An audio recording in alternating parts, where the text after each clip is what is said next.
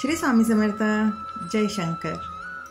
आज स्वामींचा असाच एक अनुभव जो मी स्वतः प्रत्यक्षात अनुभवला आहे आणि स्वामींनी त्यांच्या कृपेने मला त्या प्रसंगातून अलगद बाहेरही काढलेला आहे. स्वामी शक्ती ही खरंच खूप मोठी आहे आणि ती अशा वेळेला कामी येते ज्या वेळेला आपण पूर्ण तळागाळाला जातो अशी आपली भावना असते. त्या वेळेला ही स्वामी माऊली आपल्याला तिचा हात देत असते. हा अनुभव स्वतः माझ्याबद्दल घडलेला आहे. आपल्या शरीरात एक प्रोलॅक्टिनची ग्रंथी असते. त्याचा त्रास विशेषतः स्त्रियांना होतो. तो त्रास असा झाला होता की ही जी प्रोलॅक्टिन ग्रंथी असते ना, ती जास्त ॲक्टिवेट त्यावेळेला होते जेव्हा बाईची डिलिव्हरी झालेली असते आणि मूल झाल्यानंतर जे ब्रेस्ट फीडिंग चालू होतो त्यावेळेला ही ग्रंथी ॲक्टिव्ह होते. एरवी ती ग्रंथी ॲक्टिव्ह नसते. आणि या ग्रंथी इतक्या ॲक्टिव्ह झाल्या होत्या की माझी मुलं मोठी असल्यानंतरही मला ब्रेस्ट फीडिंग चालू झालं होतं. आणि त्यामुळे मी डॉक्टरांकडे गेले होते की असं का होतं. डॉक्टरांनी काही टेस्ट करायला सांगितल्या होत्या ज्याच्यामध्ये थायरॉइड होती, ही प्रोलॅक्टिन होती, सगळ्या प्रकारच्या टेस्ट केल्या होत्या. थायरॉइड वगैरे सगळं नॉर्मल होतं, पण ही प्रोलॅक्टिनची जी ग्रंथी होती ती खूप प्रमाणात वाढली होती. म्हणजे एक उदाहरण सांगायचं तर जिथे 100 त्याची रेंज लागत होती तर ती माझी 600च्या घरात होते.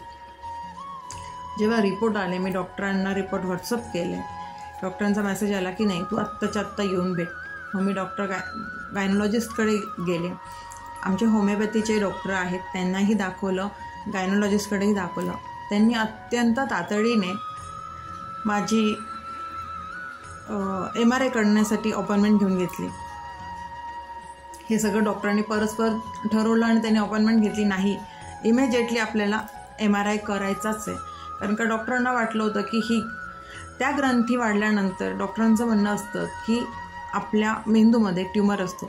आणि माझ्या डॉक्टरांना तेवढी खात्री झाली होती की हिला ट्यूमर असणारच.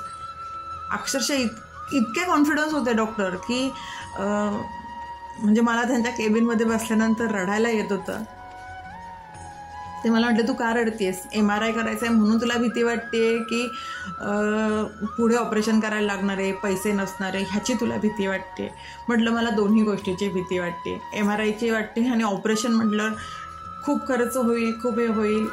अक्षरशः डॉक्टरने माझ्यासमोर फोन करून हॉस्पिटलमध्ये सगळ्या गोष्टीची म्हणजे कमी खर्चात कुठे ऑपरेशन होईल, कुठे काय होईल, ह्या सगळ्या गोष्टीची चौकशी डॉक्टरांनी करून ठेवली होती की ते एवढे कॉन्फिडन्स होते की हिला ट्यूमर आहे, छोटा का होईना पण हिला ट्यूमर आहे.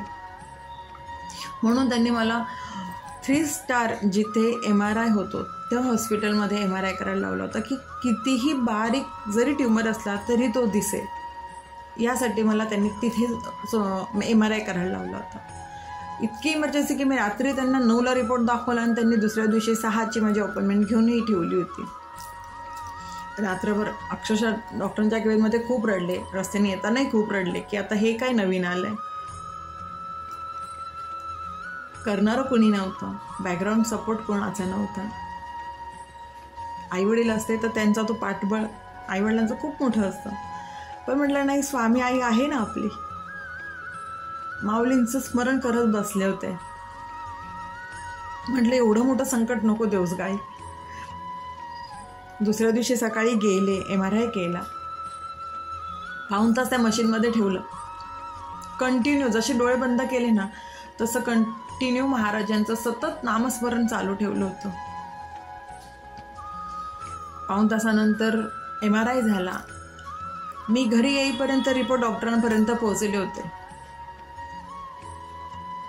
आणि तो इतका इमर्जन्सी त्यांनी काढून घेतला होता MRI. आणि डॉक्टरांचा मेसेज आला की तुमचे सगळे रिपोर्ट नॉर्मल आलेले आहेत. जी डॉक्टरांना भीती होती की इथे कुठेतरी ट्यूमर असेल ह्या ग्रंथी हाय झाल्यामुळे, तर ती डॉक्टरांची भीती किंवा डॉक्टरांचा अंदाज चुकला. महाराजांनी ही एक माझ्या आयुष्यात खूप मोठी प्रचिती दिली होती की जिथे 1 नाही 2 डॉक्टरांचं म्हणणं होतं की नाही हा ट्यूमरच असणार आहे, तिथे या माझ्या स्वामी माऊलीने त्यांचा अंदाज खोटा ठरवला. कारण का स्वामींना माहिती होतं ना की त्यांच्या या लेकीचं करणारं कुणीच नाही आहे. तिला काही झालं तरी डॉक्टरने प्रत्येक टेस्ट करून बघितले. MRIचा रिपोर्ट नॉर्मल आला म्हणून डॉक्टरांनी मॅमोग्राफी पण करून बघितली. तोही रिपोर्ट निगेटिव्ह आला. त्याही रिपोर्टमध्ये महाराजांच्या कृपेने, माझ्या स्वामी आईंच्या कृपेने काही निघाले नाही. डॉक्टर खरंच विचार करत बसले होते की एवढं सगळं असताना रिपोर्ट एवढे नॉर्मल येत आहेत. मग त्यांनी परत मला ग्रंथीच्या स्पेशलिस्ट डॉक्टरकडे पाठवलं. तिथेही त्या डॉक्टरीने सगळ्या टेस्ट वगैरे करून पाहिल्या. सगळं नॉर्मल होतं. आणि ह्या सगळ्या गोष्टी फक्त महाराजांनी कशावर नेऊन ठेवल्या तर त्या डॉक्टरांचा अंदाज असा होता की कुठल्याही पेनकिलर खाऊ नका आणि स्ट्रेस घेऊ नका. बस ह्यावरती हे सगळं संकट येऊन थांबवलं महाराजांनी. असे आहेत आपले महाराज की शेवटच्या क्षणाला धावून येतात, पण नक्कीच येतात. ते फक्त आपला त्यांच्यावर किती विश्वास आहे याची परीक्षा घेतात. आपण फक्त आणि फक्त त्या परीक्षेमध्ये खरं उतरलं पाहिजे. नक्कीच महाराज येतील. अनुभव घ्या, खरंच घ्या. महाराज येतातच. फक्त आपले कर्म, आपले विचार आणि महाराजांवरचा विश्वास खूप प्रामाणिक असायला हवा. कारण का महाराज खूप परीक्षा घेतात. त्यांच्या परीक्षेला तोड नाही आणि आपल्या श्रद्धेला कुठलीही जोड नाही. अशी ही श्रद्धा असायला हवी. मला माझ्या ह्या स्वामी आईने माझ्या प्रत्येक संकटात, प्रत्येक खडतर परिस्थितीत अगदी शेवटच्या क्षणाला येऊन मदत केलेली आहे. खूप सारे अनुभव मला महाराजांनी दिलेले आहेत, अजूनही देत आहेत. त्यामुळे खरंच सांगेल, महाराजांची सेवा करा, मनापासून करा. स्वामी अनुभव दिल्याशिवाय राहणार नाही. श्री स्वामी समर्थ. अशक्य ही शक्य करतील स्वामी.